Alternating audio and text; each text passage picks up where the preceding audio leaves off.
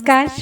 भारतवाणी से मैं कविता स्वागत करती हूँ आप सबका श्रीमद् अध्यात्म रामायण संपूर्ण पाठ के अंतर्गत किष्किंधा कांड से छठे सर्ग में षष्ठः सर्ग। तो आज इस सर्ग में आरंभ हो जाएगी सीता जी की खोज और इसी दौरान हम देखेंगे वानरों का गुहा में प्रवेश और मिलेंगे स्वयं प्रभा से। तो चलिए प्रारंभ करते हैं आज का पाठ। दृष्ट्वा रामं समासीनं गुहाद्वारे शिलातले चैलाजिनधरं श्यामं जटामौले विराजितं विशालनयनं शान्तं स्मितचारु मुखाम्बुजं सीताविरहसन्तप्तं पश्यन्तं मृगपक्षिणः रथाद्दूरात् समुत्पत्य वेगात् सुग्रीवलक्ष्मणौ रामस्य पादयोरग्रे पेततुर्भक्तिसंयुतौ रामः सुग्रीवमालिङ्ग्य पृष्ट्वा नामयमन्तिके स्थापयित्वा यथा न्यायं पूजयामास धर्मवेद। तो श्री महादेव जी पार्वती जी को कथा सुनाते हुए आगे कहते हैं, हे पार्वती, मृग चर्म और जटा मुकुट से सुशोभित विशाल नयन सस्मित मनोहर मुखारविंद शांत मूर्ति श्याम शरीर भगवान राम को सीता जी की विरह व्यथा से संतप्त होकर मृग और पक्षियों की ओर निहारते हुए गुफा के द्वार पर एक शिलाखंड पर बैठे देख सुग्रीव और लक्ष्मण दूर से ही तुरंत रथ से उतर पड़े और अत्यंत भक्ति भाव से श्री रघुनाथ जी के चरणों में जा गिरे।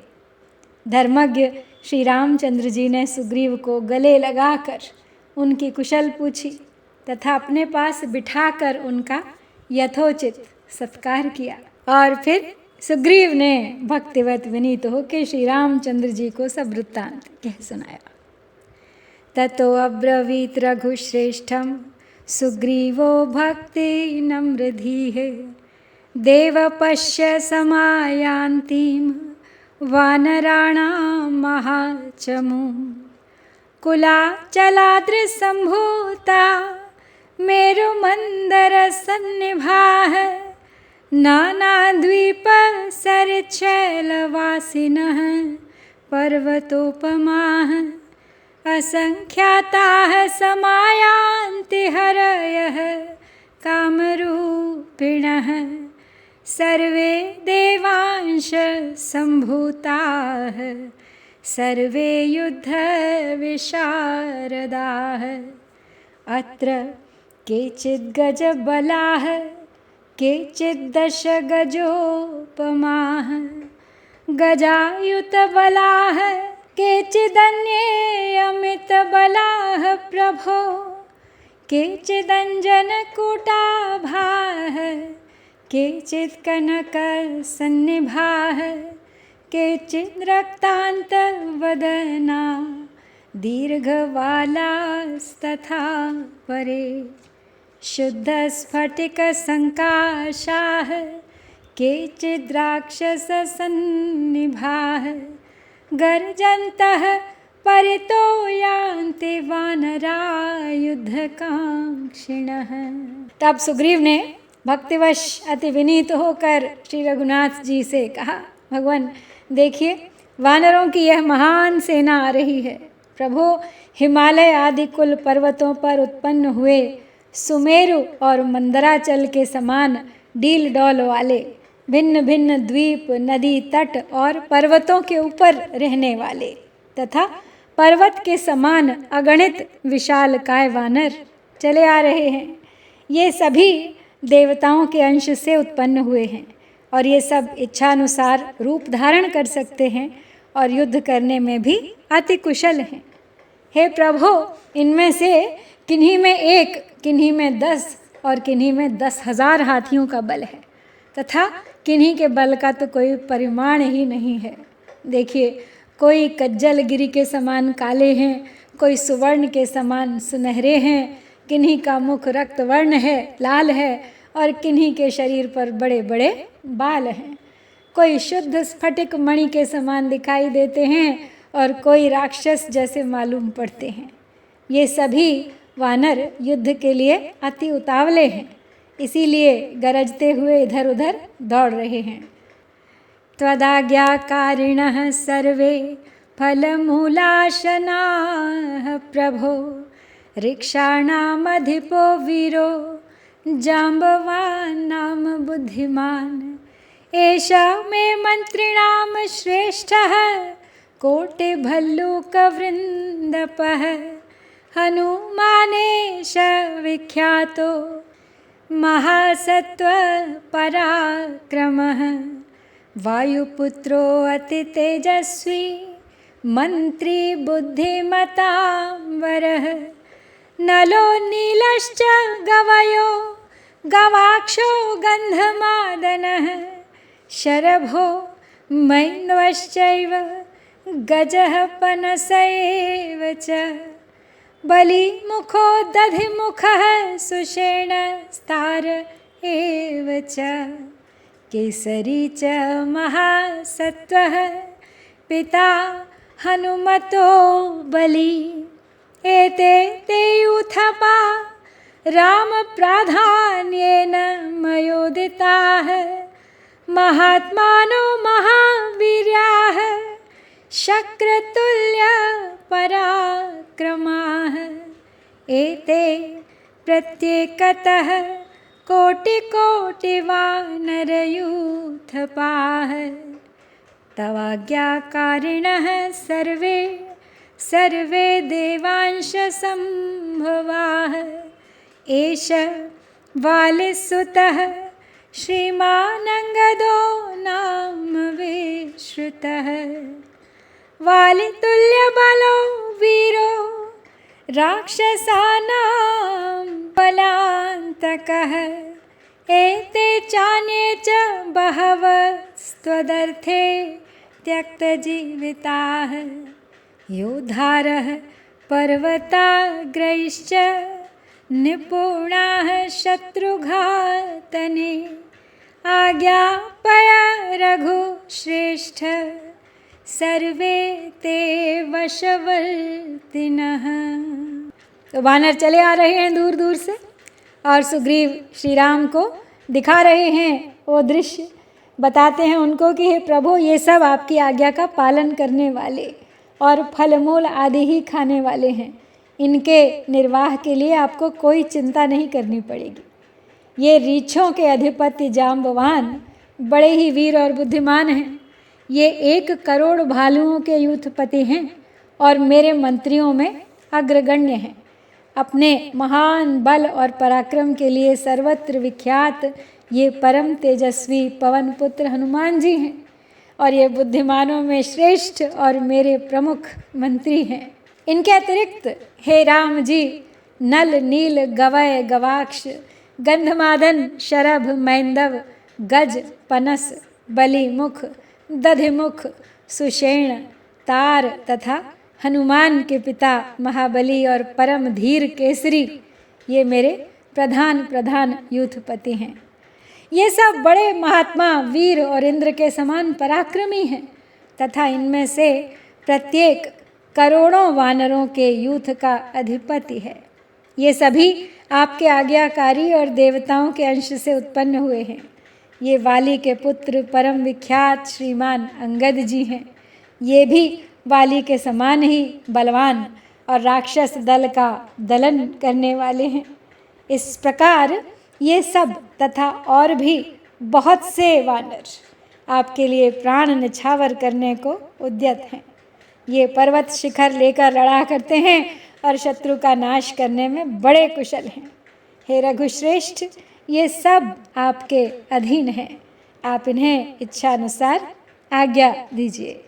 रामः सुग्रीवमालिङ्ग्य हर्षपूर्णाश्रुलोचनः प्राह सुग्रीव जानासि सर्वं त्वं कार्यगौरवं मार्गणार्थं हि जानक्या नियोक्ष्व यदि रोचते श्रुत्वा रामस्य वचनं सुग्रीवः प्रीतमानसः प्रेषयामास बलिनो वानरान् वानरर्षभः दिक्षु सर्वासु विविधान् वानरान् प्रेष्य सत्वरं दक्षिणां दिशमत्यर्थं प्रयत्नेन महाबलान् युवराजं जाम्बवन्तं हनुमन्तं महाबलं नलं सुषेणं शरभं मैन्दं द्विविधमेव च प्रेषयामास सुग्रीवो वचनं चेदम् अब्रवीत् विचिन्वन्तु प्रयत्नेन भवन्तो जानकीं शुभां मासादर्वां निवर्तध्वं मच्छासन पुरःसराः सीतां दृष्ट्वा यदि वो मासादूर्ध्वं दिनं भवेत् तदा प्राणान्तिकं दण्डं मत्तः प्राप्स्यथ वानराः। तो जब सुग्रीव ने कहा कि अब आप अपनी इच्छानुसार इन्हें आज्ञा दीजिए, ये सब आपके अधीन है, तब श्री रामचंद्र जी ने नेत्रों में आनंद अश्रु भरकर सुग्रीव को हृदय से लगा लिया और कहा, सुग्रीव, तुम मेरे कार्य की कठिनता के विषय में जानते ही हो। यदि तुम ठीक समझो तो इन्हें यथा योग्य जानकी जी की खोज के लिए नियुक्त कर दो। तो श्री राम का ये वचन सुनकर वानर श्रेष्ठ सुग्रीव ने प्रसन्न होकर बहुत से बलवान वानरों को सीता जी की खोज के लिए भेज दिया।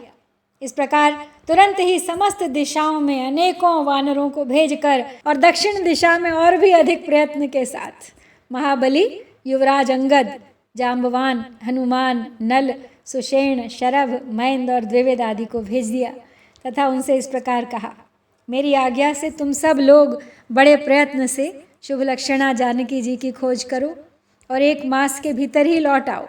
यदि सीता को बिना देखे तुम्हें 1 मास से 1 दिन भी अधिक हो जाएगा तो हे वानरों, याद रखो, तुम्हें मेरे हाथ से प्राणांत दंड भोगना पड़ेगा।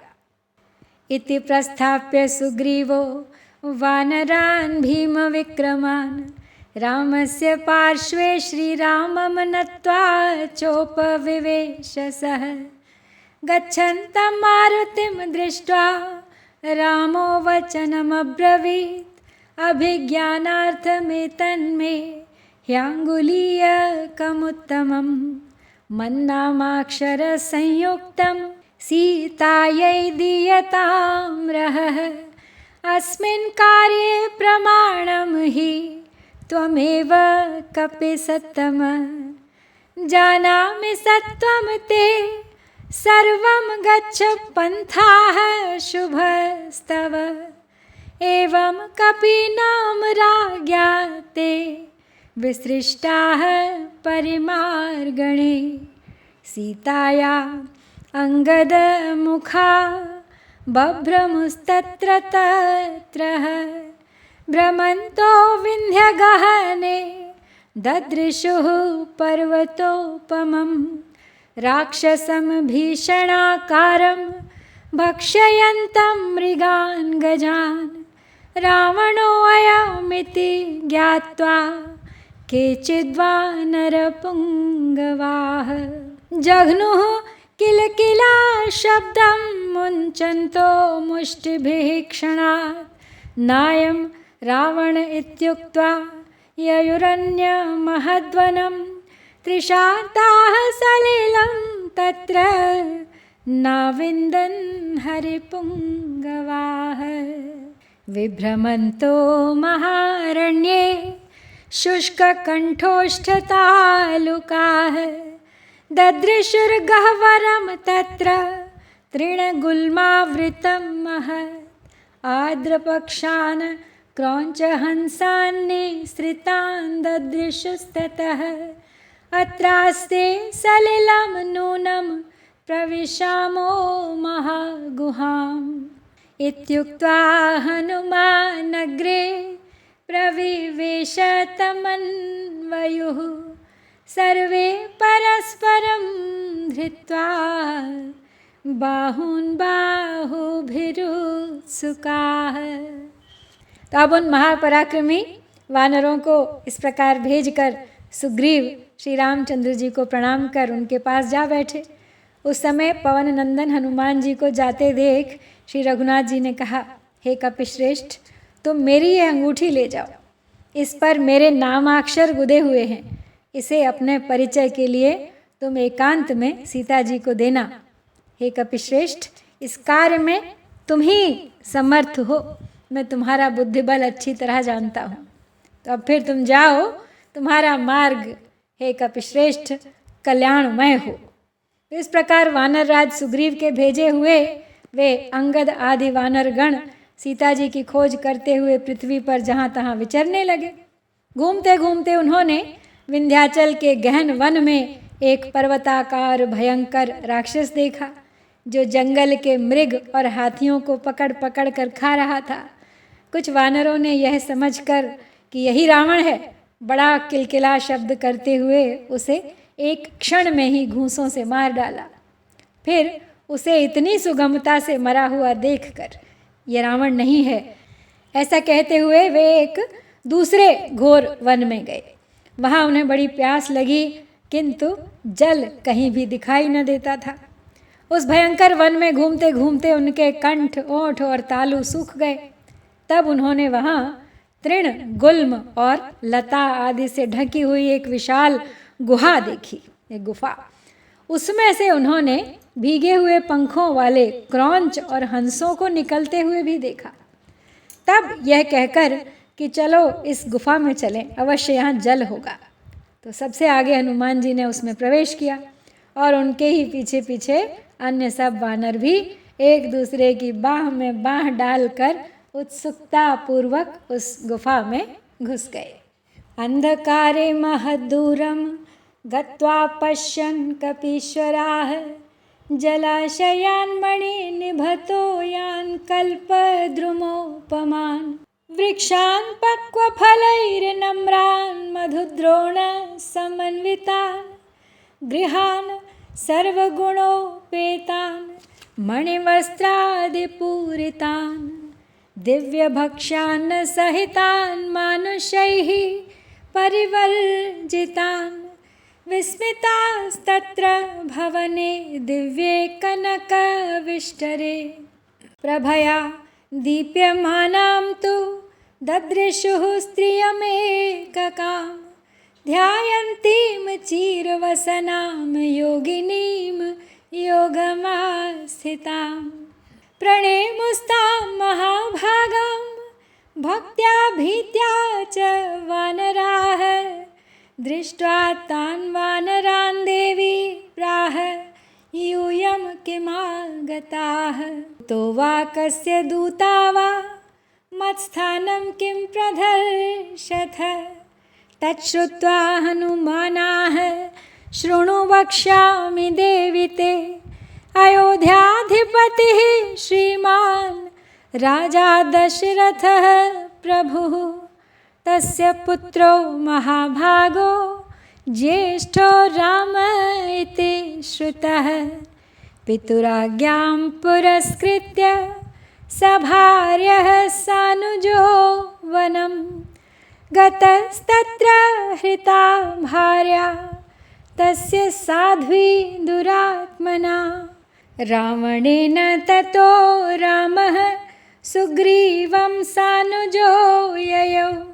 सुग्रीवो मित्रभावेन रामस्य प्रियवल्लभां मृगयध्वमिति प्राह ततो वयमुपागताः ततो वनं विचिन्वन्तो जानकीं जलकाङ्क्षिणाः प्रविष्टा गह्वरं घोरं दैवादत्र समागताः त्वं वा किमर्थमत्रासि का वा त्वं वद नः शुभे।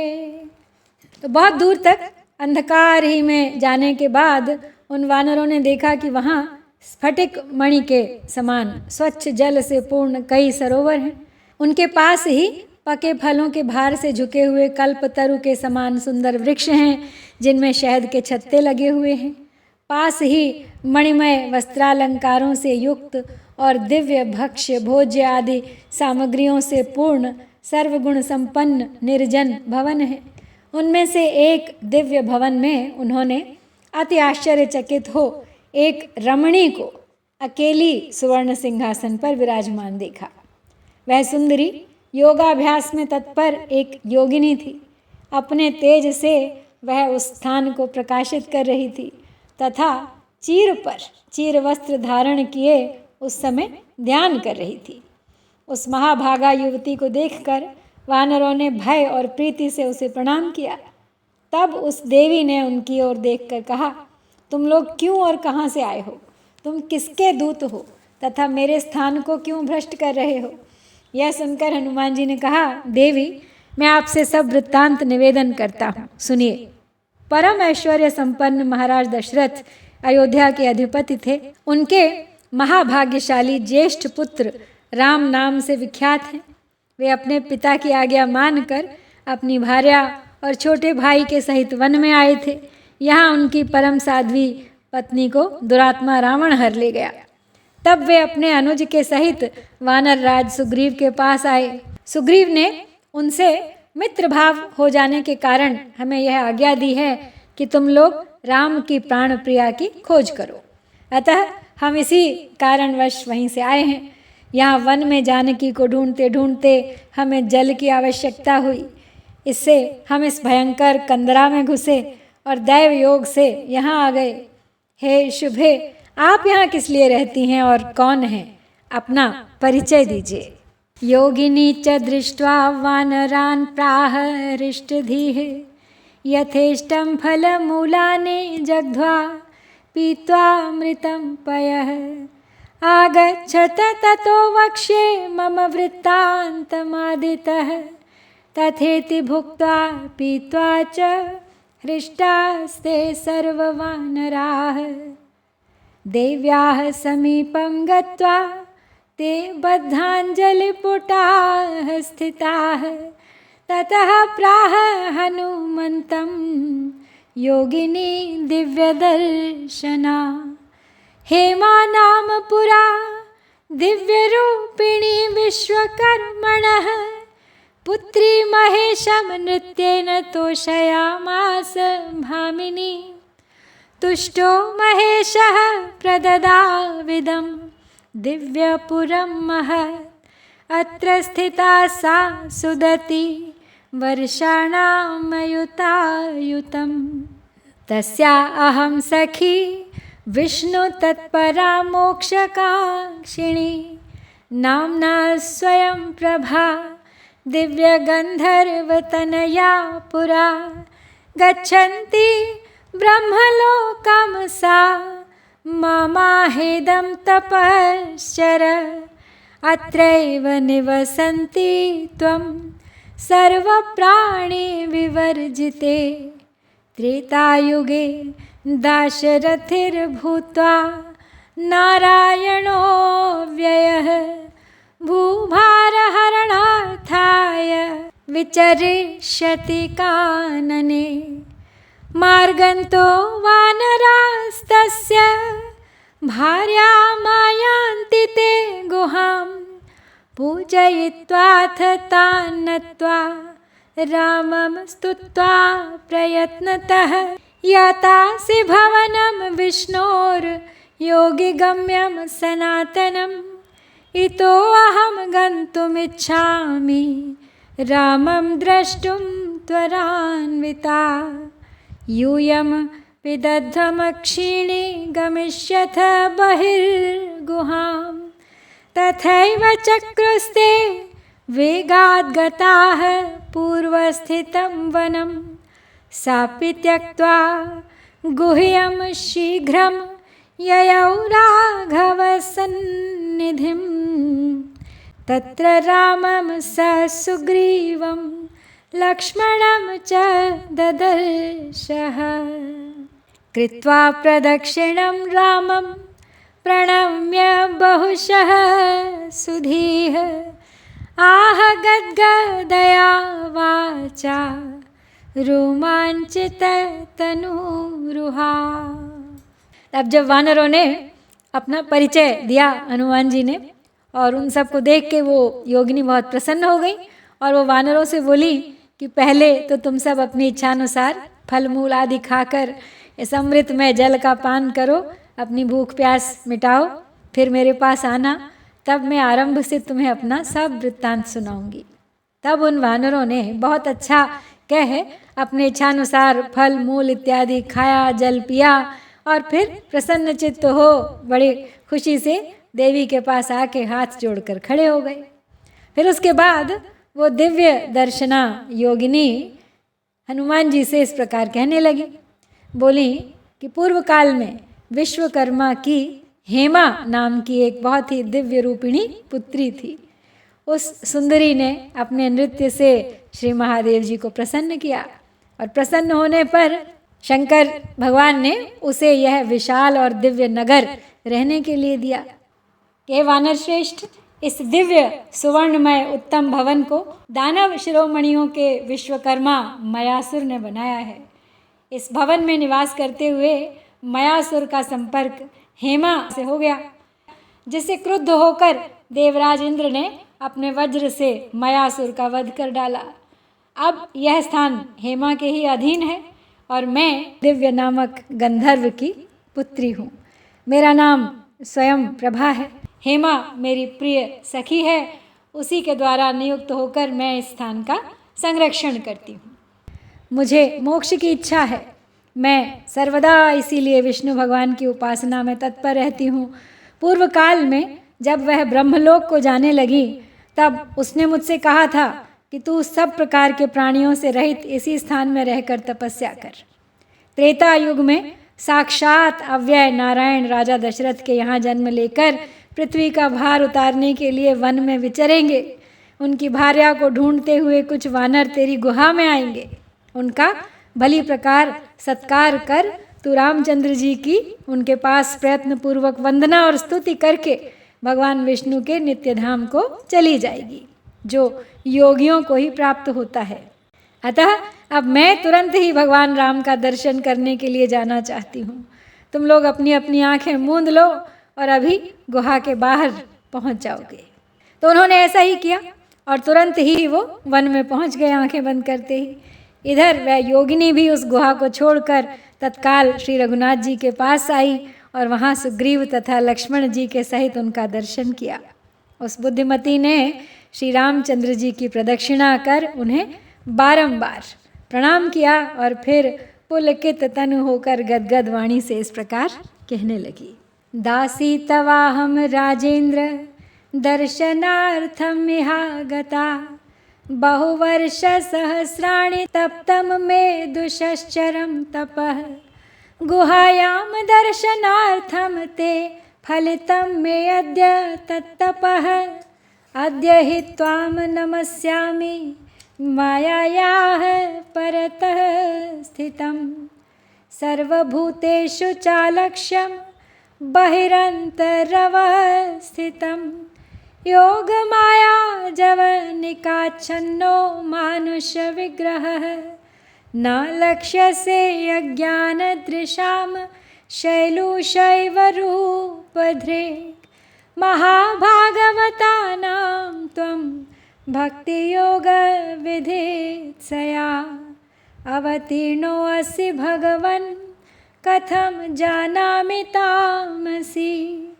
लोके जानातु यः कश्चित्तव तत्त्वं रघुत्तम ममैतदेव रूपं ते सदा भातु हृदालये राम ते पादयुगलं दर्शितं मोक्षदर्शनम् अदर्शनं भवानां सन्मार्गपरिदर्शनं धनपुत्रकलत्रादि विभूतिपरिदर्पितः अकिञ्चन धनं त्वाद्य नाभिधातुं जनोर्हति निवृत्तगुणमार्गाय निष्किञ्चनधनाय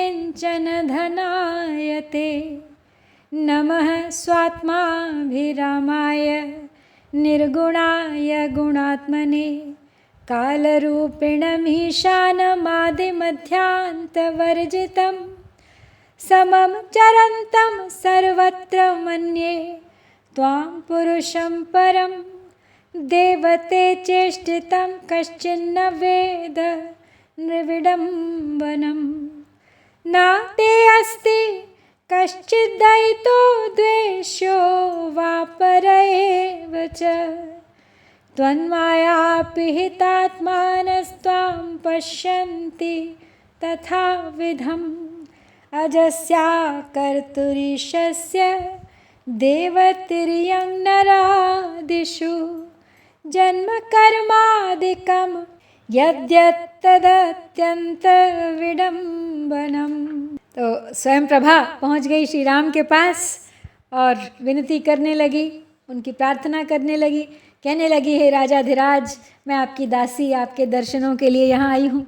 मैंने आपका दर्शन पाने के लिए ही गुहा में रहकर सहस्त्रों वर्षों से बड़ी कठोर तपस्या की है। आज मेरा वह तप सफल हो गया। अहो, आज यह कैसा शुभ दिन है कि मैं साक्षात मायातीत तथा समस्त भूतों में अलक्षित भाव से बाहर भीतर विराजमान आप परमेश्वर श्री राम को प्रणाम कर रही हूँ। आप अपने शुद्ध स्वरूप को योग माया से आवृत कर मनुष्य शरीर में प्रकट हुए हैं। अतः जिस प्रकार मायिक रूप धारण करने वाले मायावी को साधारण पुरुष नहीं देख सकते, उसी प्रकार आपके शुद्ध स्वरूप को अज्ञानी लोग नहीं देख सकते। हे भगवान, आपने महान भगवत भक्तों के भक्ति योग का विधान करने के लिए ही अवतार लिया है। मैं तमोगुणी बुद्धि वाली आपको भला कैसे जान सकती हूँ। हे रघुश्रेष्ठ, संसार में जो कोई आपका परम तत्व जानते हो वे उसे भले ही जाना करें। मेरे हृदय भवन में तो सदा आपका यही रूप विराजमान रहे। हे राम, आज मुझे आपके उन मोक्षदायक चरण कमलों का दर्शन हुआ जो संसार रूपी सरिता से पार करने वाले और सन्मार्ग का ज्ञान कराने वाले हैं। हे आदि पुरुष, जो मनुष्य धन पुत्र कलत्र और विभूति आदि के मद से उन्मत्त हो रहा है, वह आपकी स्तुति नहीं कर सकता, क्योंकि आप तो अकिंचनों के ही सर्वस्व हैं। जो गुणों की पहुँच से बाहर निष्किंचनों के धन अपने आत्मस्वरूप में ही रमण करने वाले और स्वरूप से निर्गुण तथा आरोप से सगुण हैं, आपको मैं बारंबार प्रणाम करती हूँ। मैं आपको काल रूप से सबका नियंता, आदि मध्य और अंत से रहित, सर्वत्र समान भाव से व्याप्त तथा परात्पर पुरुष मानती हूँ। हे देव, मानव चरित्रों का अनुकरण करते हुए आप जो जो लीलाएं करते हैं उनका मर्म कोई भी नहीं जान सकता। हे प्रभु, आपका न कोई प्रिय है न अप्रिय और न उदासीन। आपकी माया से जिनके अंतःकरण आवृत हैं वे ही लोग अपनी अपनी भावना के अनुसार आपको वैसा देखते हैं। आप अजन्मा, अकर्ता और ईश्वर हैं। आपके जो देव, तिर्यक और मनुष्य आदि योनियों में जन्म और कर्म होते हैं वो आपकी महान लीला ही तो है। त्वमाहुरक्षरं जातं कथाश्रवण सिद्धये केचित् कौसलराजस्य तपसः फलसिद्धये कौसल्यया प्रार्थ्यमानं जातमाहुः परे जनाः दुष्टराक्षस भूभार हरणायार्थितो विभुः ब्रह्मणा नररूपेण जातो अयमिति केचन शृण्वन्ति गायन्ति च ये कथास्ते रघुनन्दन पश्यन्ति तव पादाब्जं भवार्णवसुतारणं त्वन्माया गुणबद्धाहं व्यतिरिक्तं गुणाश्रयं कथं त्वां देव जानीयां स्तोतुं वा विषयं विभुं नमस्यामि रघुश्रेष्ठं बाणासनशरान्वितं लक्ष्मणेन सह भ्रात्रा सुग्रीवादिभिरन्वितम्। एवं स्तुतो रघुश्रेष्ठः प्रसन्नः प्रणताघहृत्। उवाच योगिनीं भक्तां किं ते मनसि काङ्क्षितं। सा प्राह राघवं भक्त्या भक्तिं ते भक्तवत्सल। यत्र कुत्रापि जाताया निश्चलां देहि मे प्रभो। त्वद्भक्तेषु सदा संगो भूयान्मे प्राकृतेषु न। जिह्वा मे राम रामेति भक्त्या वदतु सर्वदा। मानसं श्यामलं रूपं सीता लक्ष्मण संयुतं। धनुर्बाणधरं पीतवाससं मुकुटोज्ज्वलम्। अंगदैर्नूपुरैर्मुक्ताहारैः कौस्तुभकुण्डलैः। भान्तं स्मरतु मे राम वरं नान्यं वृणे प्रभो। श्री राम उवाच भवत्वेवं महाभागे गच्छत्वं बदरीवनं। तत्रैव मां स्मरन्ति त्वं त्यक्त्वेदं भूतपञ्चकं। मामेव परमात्मानं चिरात् प्रतिपद्यसे। श्रुत्वा रघुत्तमवचोऽमृतसारकल्पं गत्वा तदैव बदरीतर्षण्डजुष्टं। तीर्थं तदा रघुपतिं मनसा स्मरन्ति। त्यक्त्वा कलेवरमवाप परम पदम सा। तो श्री राम के पास पहुँच के स्वयं प्रभा कहती है कि आप अविनाशी ईश्वर ने अपनी कीर्ति फैलाकर कथा श्रवण की सिद्धि के लिए ही अवतार लिया है। कोई यह भी कहते हैं कि कौशलाधिपति महाराज दशरथ को उनकी तपस्या का फल देने के लिए ही आपने जन्म लिया है। किन्हीं लोगों का कहना है कि आप कौशल्या जी की प्रार्थना से प्रकट हुए हैं, तथा किन्हीं किन्हीं का मत ऐसा भी है कि ब्रह्मा जी के प्रार्थना करने पर भूमि के भारभूत राक्षसों का नाश करने के लिए ही आप सर्वव्यापक होते हुए भी मनुष्य रूप से अवतीर्ण हुए हैं। हे रघुनंदन, जो लोग आपकी कथाओं को सुनेंगे या कहेंगे वे अवश्य ही संसार सागर को पार करने के लिए नौका रूप आपके चरण कमलों का दर्शन करेंगे। हे देव, मैं आपकी माया के गुणों के वशीभूत हूँ, फिर उन गुणों से अत्यंत पृथक और उनके आश्रय रूप आपको मैं कैसे जान सकती हूँ। ऐसे ही वाणी के विषय न होने के कारण मैं आप विभु की स्तुति भी कैसे कर सकती हूँ। अतः भाई लक्ष्मण और सुग्रीव आदि पार्षदों सहित आप धनुर्बाणधारी रघुश्रेष्ठ को मैं केवल प्रणाम करती हूँ। उसके इस प्रकार स्तुति करने से प्रणत पापापहारी श्री रघुनाथ जी अति प्रसन्न हुए और उस अनन्य भक्ता योगिनी से बोले, तेरी हार्दिक इच्छा क्या है। उसने अति भक्तिपूर्वक श्री रघुनाथ जी से कहा, हे भक्तवत्सल प्रभु, मैं जहाँ कहीं भी जन्म लूँ आप मुझे अपनी अविचल भक्ति दीजिए। प्रत्येक जन्म में मेरा संग आपके भक्तों से ही हो, संसारी लोगों से न हो, और मेरी जिह्वा सदा भक्तिपूर्वक राम राम रटा करे। और हे राम, मेरा मन आपकी उस शोभायमान श्यामल मूर्ति का श्री सीता जी और लक्ष्मण के सहित सर्वदा चिंतन करता रहे, जो धनुष बाण धारण किए हुए हैं तथा जो पीतांबरधारी मुकुट विभूषित एवं भुजबंद नूपुर मोतियों की माला कौस्तुभ मणि और कुंडलों से सुशोभित हैं। हे प्रभु, इसके सिवा मैं कोई और वर नहीं मांगती। तो श्री रामचंद्र जी बोले, हे महाभागे, ऐसा ही होगा। अब तू बद्रिकाश्रम को जा, वहाँ मेरा स्मरण करती हुई तू शीघ्र ही इस पंच भौतिक शरीर को छोड़कर परमात्मा को प्राप्त हो जाएगी, मुझ परमात्मा को प्राप्त हो जाएगी। श्री रघुनाथ जी के ये अमृत के समान मधुर वचन सुनकर स्वयं प्रभा उसी समय पुण्य क्षेत्र बद्रिकाश्रम को चली गई। वहाँ बहुत से बेरों के वृक्ष लगे हुए हैं।